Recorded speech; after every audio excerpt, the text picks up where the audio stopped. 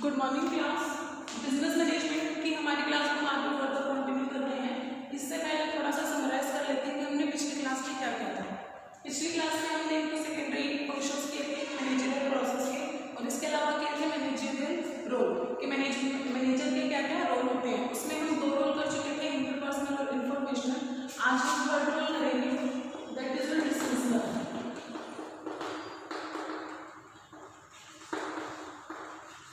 Decisional role आज हम करेंगे। डिसीजनल रोल जो है वो 4 पॉइंट में डिवाइड किया जाता है।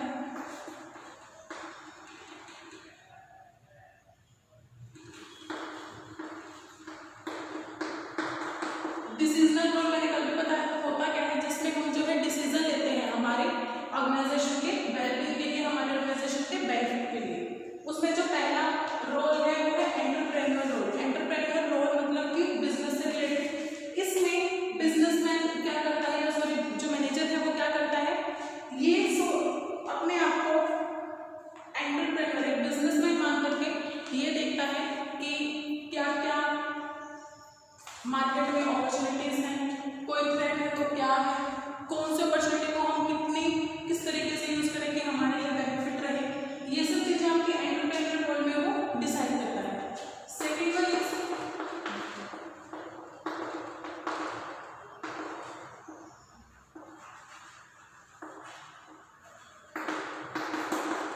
Decision handler role. Second one है जो आपका वो है डिसीजन हैंडलर। डिसीजन है सॉरी डिस्टर्बेंस हैंडलर रोल।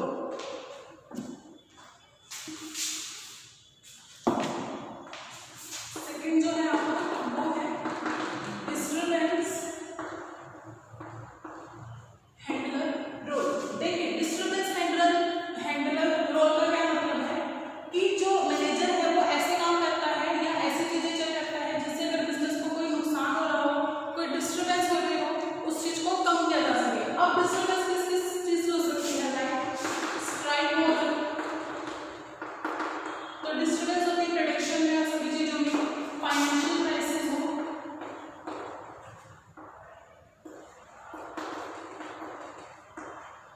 ठीक है, फाइनेंशियल क्राइसिस हो,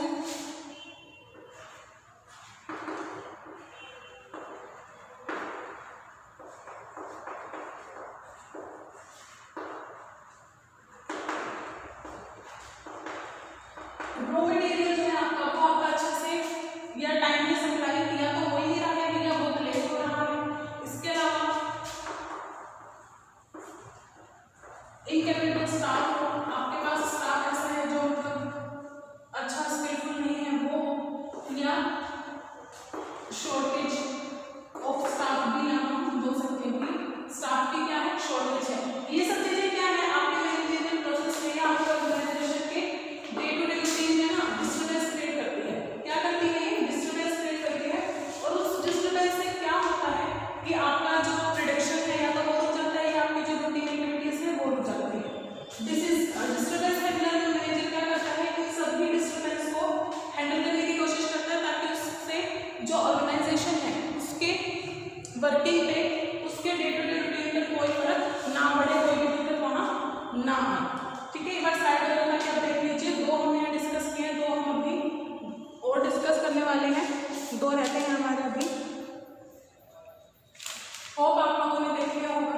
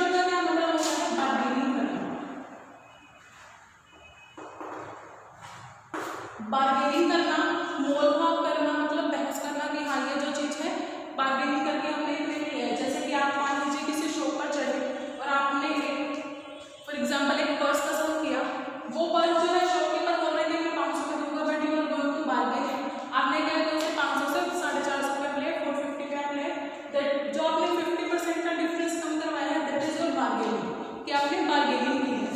अब मैनेजर थोड़ी ना ये बोलेगा कि 50 रुपए के लिए बार्गेनिंग करेगा, हाँ भाई मैं ये कर दूंगा वो कर दूंगा, नो। यहाँ पे बार्गेनिंग का मतलब क्या है कि सप्लायर से या किसी कस्टमर से, अदरवाइज आपके जो थर्ड पार्टी है उनके साथ डील करना, और इस तरीके से डील करना कि ऑर्गेनाइजेशन को जो उससे मैक्सिमम बेनिफिट रहे।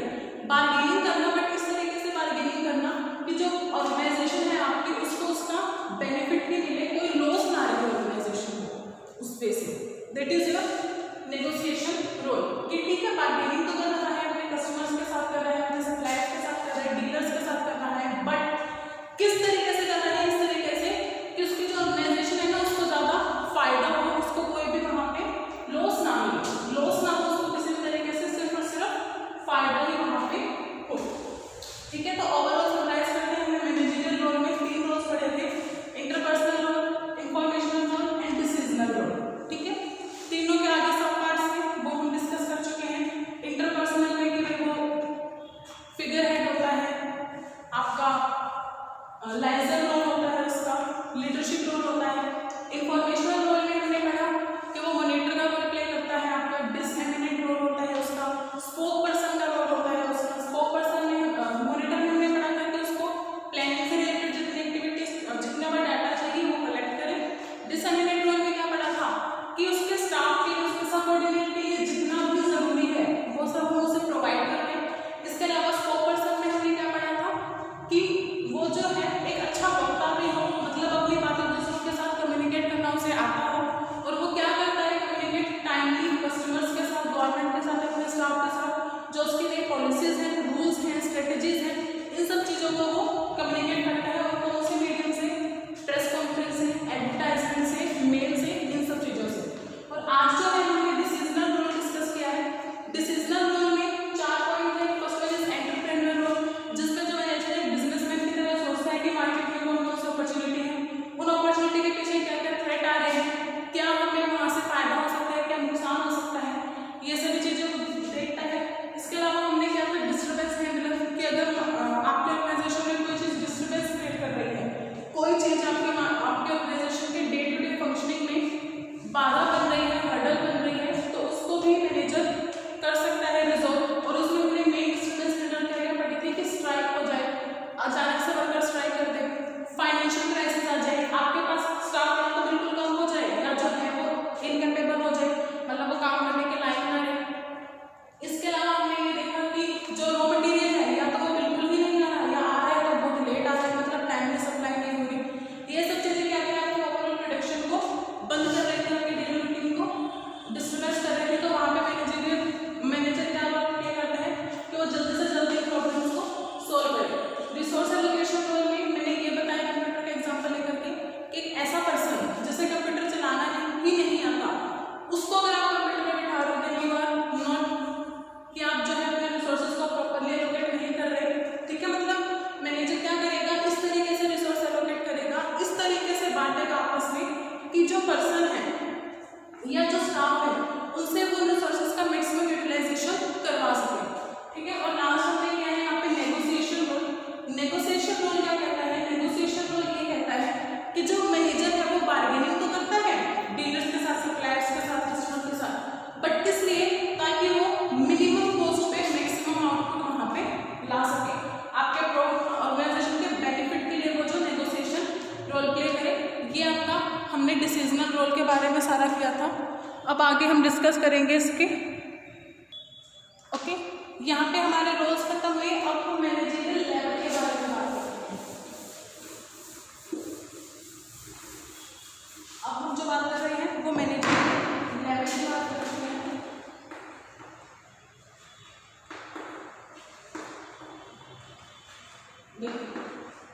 मैनेजरियल लेवल मतलब मैनेजमेंट को कितने लेवल में आप डिवाइड कर सकते हैं, वो हम बात करेंगे।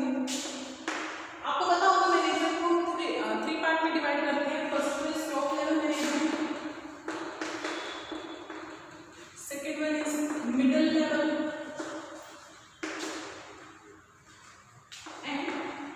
लोअर लेवल, ठीक है।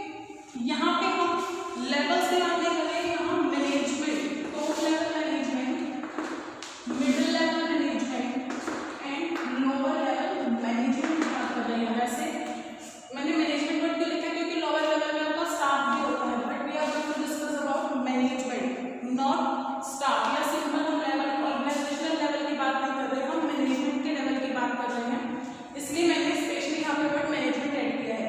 अब एक बात बताइए, टॉप लेवल मैनेजमेंट मतलब जो सबसे हाईएस्ट है, ठीक है, सबसे हाईएस्ट कौन हो सकता है? यहाँ पे आप देख सकते हैं शेयर होल्डर, ठीक है, शेयर होल्डर्स होते हैं यहाँ पे। शेयर होल्डर से बिल्कुल डायरेक्टली कनेक्ट कौन होता है? Board of director, board of director होता है, सीईओ होता है और आपका प्रेसिडेंट होते हैं,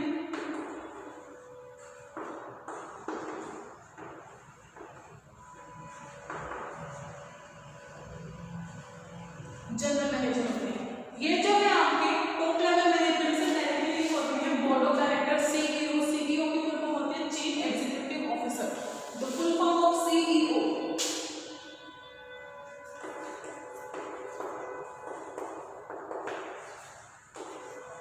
चीफ एग्जीक्यूटिव ऑफिसर, ठीक है, ये आपकी सीईओ की फुल फॉर्म होती है। ये आपके टॉप लेवल में मतलब जो शेयर होल्डर से डायरेक्टली लिंक होते हैं।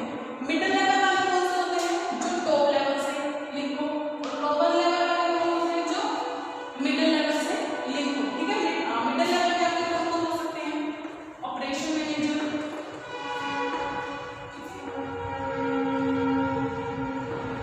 डिपार्टमेंट हेड, रीजनल मैनेजर,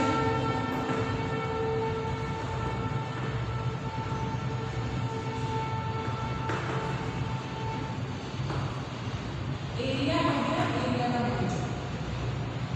ये आपके मिडिल लेवल पे काम करते हैं, जो मतलब इनसे लिंक होते हैं, टॉप लेवल से लिंक होते हैं। दैट मींस अगर ये कोई डिसीजन ले रहे हैं तो वो पहले इनके पास जाएगा और इनके पास होता हुआ कि वो लोअर लेवल मैनेजर के पास आता है, और लोअर लेवल मैनेजर से कहाँ जाता है? वो हमारे स्टाफ के पास कम्युनिकेट होता है। ओके, अब लोअर लेवल मैनेजमेंट में कौन कौन हो सकते हैं? देखिए, सुपरवाइजर, सुपरवाइजर हो सकता है यहाँ, और यहाँ पे हो सकते हैं आपके मैनेजर जो लोअर लेवल पे होते हैं, वो आपके यहाँ हो सकते हैं सुपीरियर्स, और सॉरी सुपरवाइजर आपके यहाँ हो सकते हैं। इसके अलावा आपके हो सकते हैं लाइन मैनेजर, जो लाइन ऑर्गेनाइजेशन होती है वहाँ होते हैं, सेक्शन सुपरवाइजर,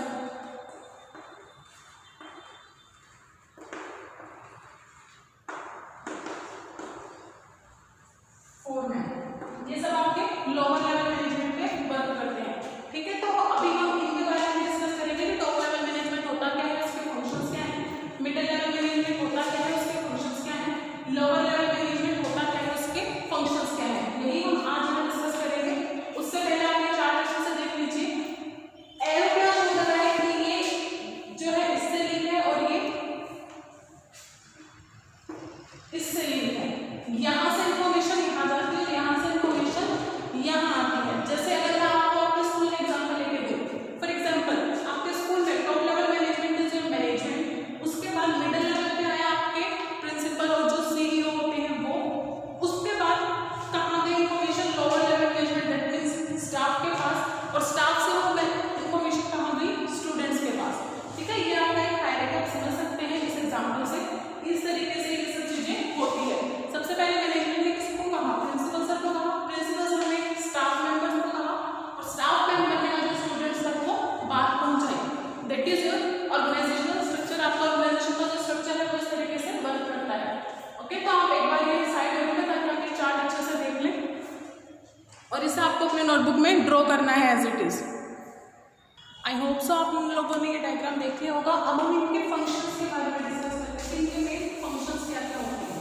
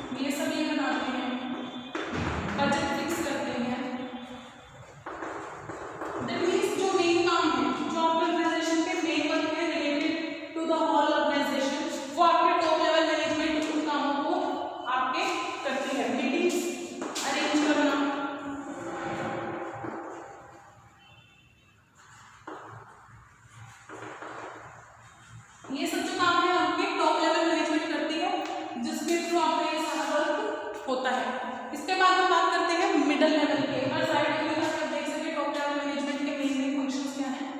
ये आपके टॉप लेवल मैनेजमेंट के मेन फंक्शंस हैं कि ये सब चीजें करते हैं, ठीक है।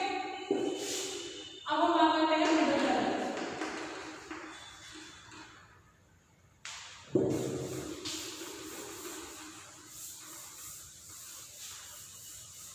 मिडिल लेवल मैनेजमेंट आपके क्या first link between staff and top level management, okay. Solve the complaints of staff,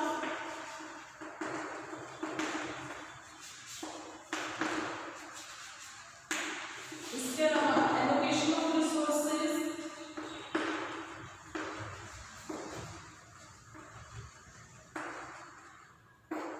इसके अलावा आप देखिए ये क्या कहते हैं motivation,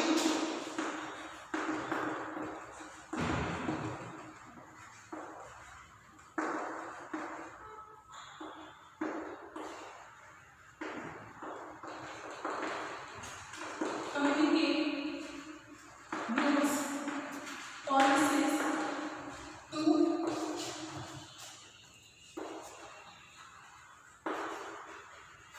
lower level staff etcetera. मतलब जो आपके सबसे मेन इसका फंक्शन क्या होता है, ये टॉप लेवल और जो आपके स्टाफ है उनके बीच में कोऑर्डिनेशन बना के रखते हैं, उनके बीच में एक लिंक का काम करते हैं।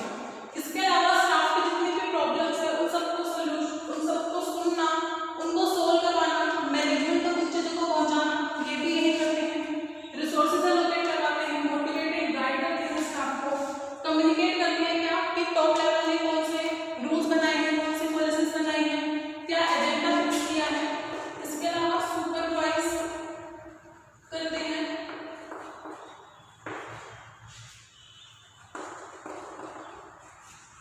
लोअर स्टाफ को, ठीक है। ये सब इसका मिडिल लेवल मैनेजमेंट के फंक्शंस रहते हैं। एक बार मैं साइड हो गई ताकि आप इन्हें अच्छे से देख सकें कि मिडिल लेवल जो मैनेजमेंट है उनके क्या क्या फंक्शंस रहते हैं, ओके। अब हम डिस्कस करते हैं लोअर लेवल मैनेजमेंट के क्या क्या आपके यहाँ पे रह सकते हैं फंक्शंस वो।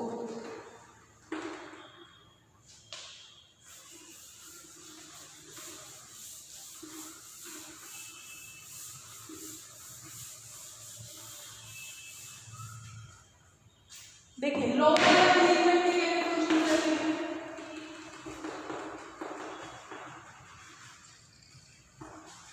Day to day operations perform करना, इसके अलावा जॉब असाइन करना, ट्रेनिंग प्रोवाइड करना,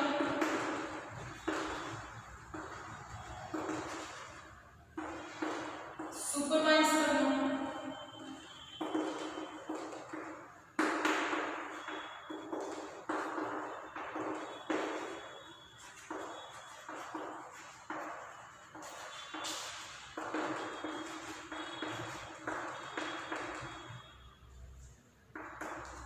डिसिप्लिन मेंटेन करना, लॉयल्टी मेंटेन करना, कंप्लेंट्स सुनना आपकी,